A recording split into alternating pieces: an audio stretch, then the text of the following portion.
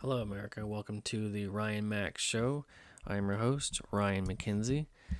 Today's episode is going to be on the new Illinois amendment proposal for the upcoming elections, midterm elections. It is a measure similar to what they proposed to last election cycle, and what it's going to do is amend the Illinois state constitution so that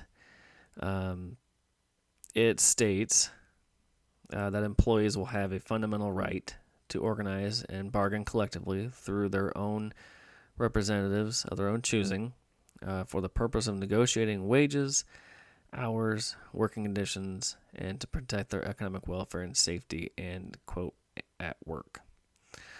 It will also prohibit any law that interferes with, negates, or diminishes the right of employees to organize and bargain collectively. Those are the yes components of the amendment. As you know, employees under Illinois law and federal law actually have the right to bargain collectively already. So this amendment isn't really needed. But I just want to point out the hypocrisy of the left. So they name amendments, bills, laws, statutes, mandates, whatever they want to call it. They name it the exact opposite of what the bill is intended to do. For instance, the Inflation Reduction Act does not actually reduce inflation at all. And this bill is no different than JB's dusted off, broken fair tax amendment that he proposed last election cycle, which sought to increase taxes again in the state of Illinois. And he claimed that it would attack and make wealthy pay their fair share, when all reality was it was a tax on the middle class, and it was a progressive tax that was going to continue to increase. So Democrats continue to have a way to try to manipulate the wording. So what I want to do today, last week I brought up the Safety Act in Illinois, and this week I want to point to the amendment issue that is on the ballot in November in a couple weeks, and why you should vote no for this amendment. Because one, it's not needed. Two, it'll actually cause a problem with taxes, and it will actually raise property taxes if this is allowed to stand. So what I want to do is first break down a little bit what it is and who proponents are for it, and then give you some examples of why it's a bad idea to vote yes for. So let's break it down. So this amendment, as I said earlier, would amend the Illinois Constitution to give employees the fundamental right to organize and bargain collectively. Well, the problem is federally it's already a right, so it's not needed at the state level. State Representative Marcus Evans, District 33 of Democrat, a sponsor of the amendment, says this: the constitutional amendment would prohibit a right-to-work law in Illinois. Now, most states, particularly a few states in the South that I know, are right-to-work states. But he opposes that as a right-to-work state. Similarly, the Illinois Policy Institute, which opposes Amendment 1, said the measure would make Illinois Constitution the only state constitution to ban right-to-work laws. And that begs the question, how would the Illinois Constitution compare to other states' constitutions? Well, as of this year, there are only 3 state constitutions, Hawaii, Missouri, and New York, that provide a right to collective bargaining. 3. This amendment would provide a right to collective bargaining and also preempt a right-to-work law and another law that interferes with, negates, or diminishes collective bargaining agreements. This language preempting right to work or other laws was not included in the state constitutions. So this amendment, in other words, would provide a fundamental right to collective bargain, can address, quote, negotiating wages, hours, and work conditions to protect employees' economic welfare and safety at work, while the other states do not list what the collective bargaining can address. Okay, so the official ballot title. So this is going to read on the title of the ballot when you go to read it in November, or currently now if you're voting early. Proposed amendment to the 1970 Illinois Constitution. Explanation of amendment. The proposed amendment would add a new section of the Bill of Rights article of the Illinois Constitution that would guarantee workers the fundamental right to organize, to bargain collectively, negotiate wages and working conditions, and to promote their economic welfare and safety at work. The new amendment would also prohibit from being passed any new law that interferes with, negates, or diminishes the right of employees to organize. And this, at the general election to be held on November 8th, you will be called upon to decide whether the proposed amendment should be part of the Illinois Constitution. So that is going to read exactly how it's read on the ballot. So when you see that question, you're going to read a little about it, what it changes, what it does. There's just a slight problem. This amendment isn't needed, and I'm going to give you reasons why here. So I found an article that was helpful in conducting a little bit more research on why this amendment should be voted no. First of all, it's unneeded. As you already know, we have a collective right to a bargain if you're in a union. You're not going to be forced to be in a union. This doesn't change that. And they want to make sure that unions give more power to the politicians in the state, which is a disaster. You don't absolutely want unions to have more power in the state than they already do. That would be a nightmare. But JB had it his way. He would absolutely make it sure that that would be the case. So I found a source. This is from IllinoisPolicy.org. And it actually states 5 media groups, all of them which are not exactly right-leaning. So these are left-leaning media outlets that say that Amendment 1 should not be voted on. So the independent news editorial boards and their columnists have studied Amendment 1 and come to the same conclusion. Voters should reject it. These are 5 prominent news media outlets. Okay, so you have the Wall Street Journal, you have Crain's Chicago Business, the Chicago Tribune, the Daily Herald in suburban Chicago, and the News Gazette in Champaign, all advising Illinoisans to vote against the ballot proposal because they concluded that the tax implications and vague language makes it dangerous and would hurt state finance reform efforts.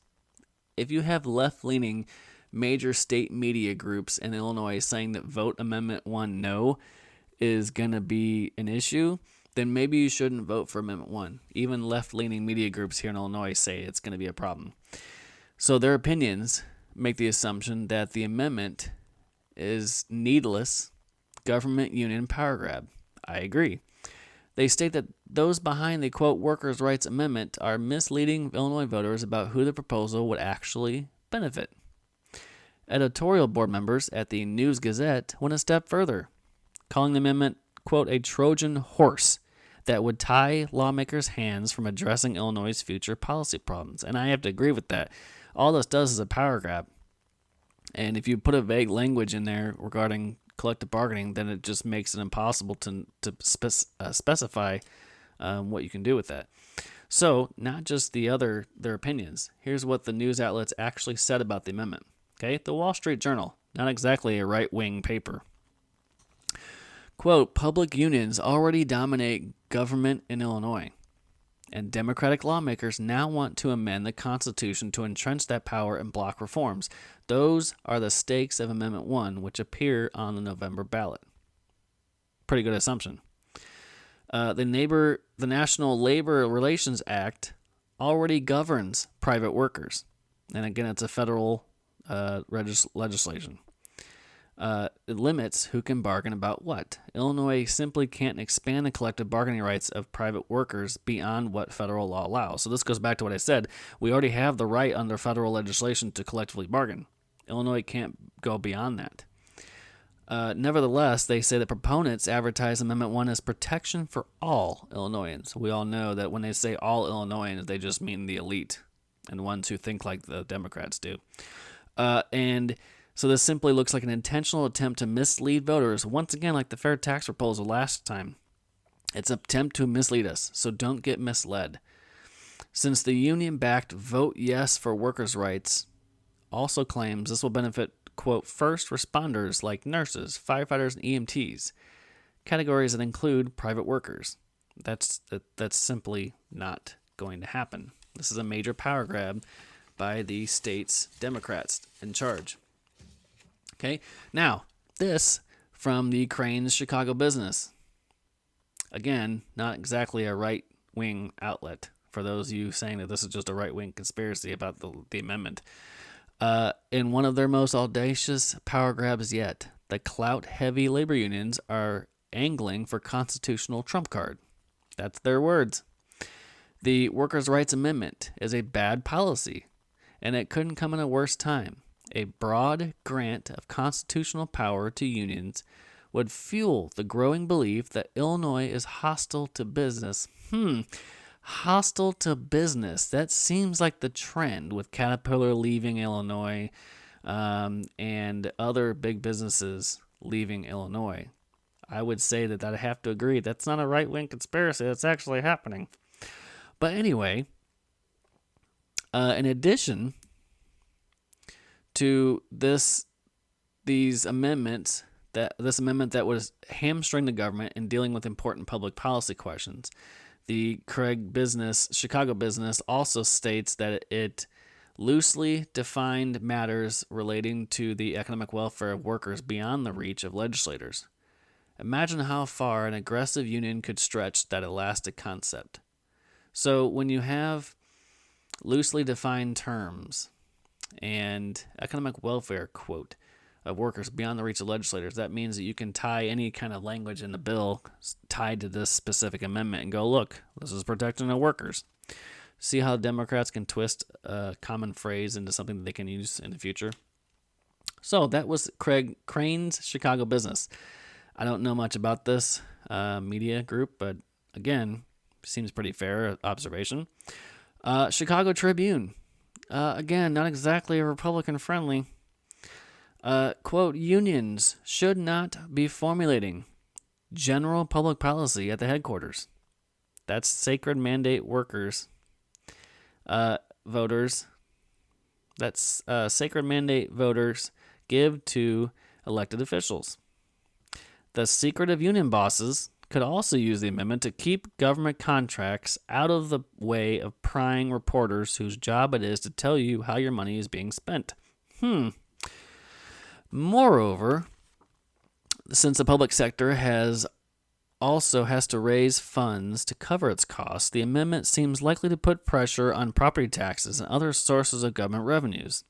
We have not heard a viable counter-argument to that. It certainly won't reduce the size or expense of the government. Again, when they say it's going to help the workers of Illinois and it's going to be great for all Illinoisans, that is simply not true. It's not. Democrats don't care about Illinoisans. They don't care about you and I. They care about power grab and money.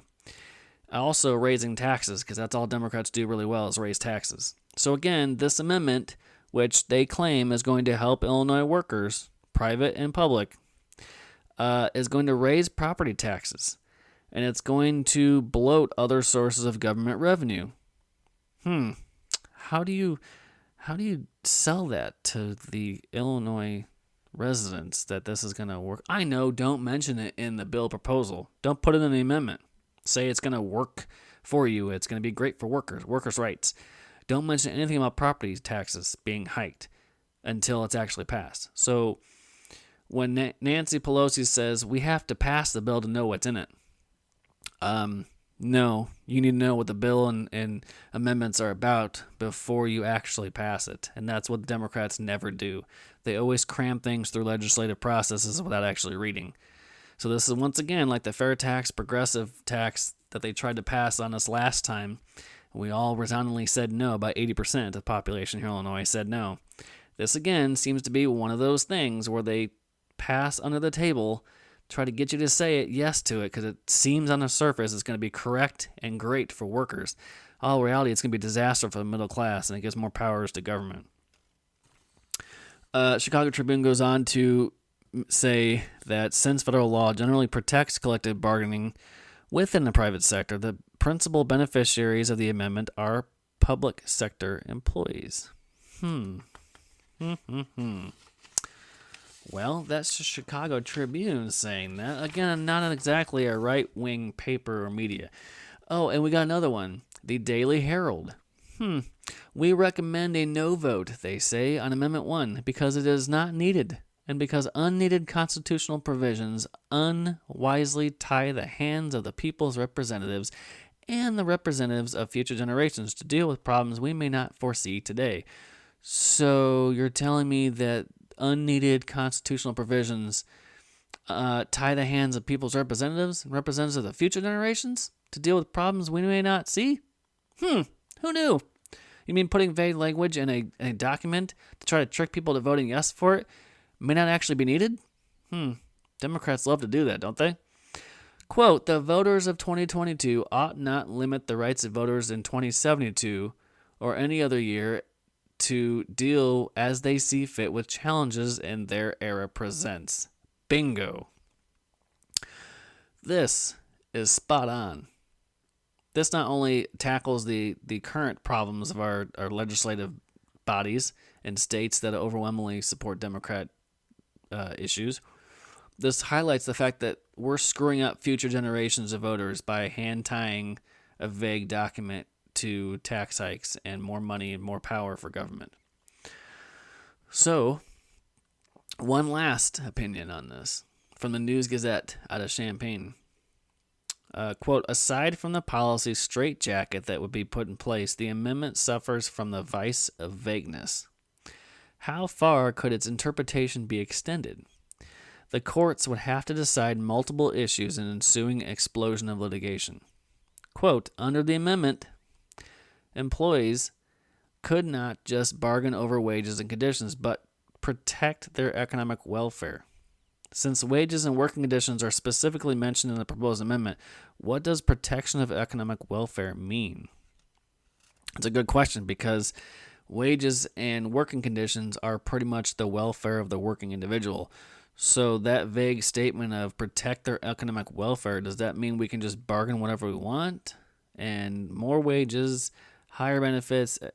Is it just insinuating that all poor people have a right to collectively bargain if they're not even working in a union? That it's such a vague and unneeded statement because wages and conditions are already mentioned. Protect their... See, the Democrats do this. They put a vague phrase in a bill, and then that way they can use it in the future, however that means. So explosion of wealth and distribution.